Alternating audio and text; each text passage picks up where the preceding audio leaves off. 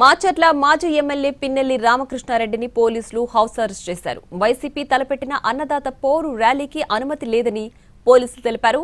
ముందస్తు చర్యలో భాగంగా పిన్నెల్లిని ఆయన నివాసంలో హౌస్ అరెస్ట్ చేశారు మాచర్ల పోలీసులు.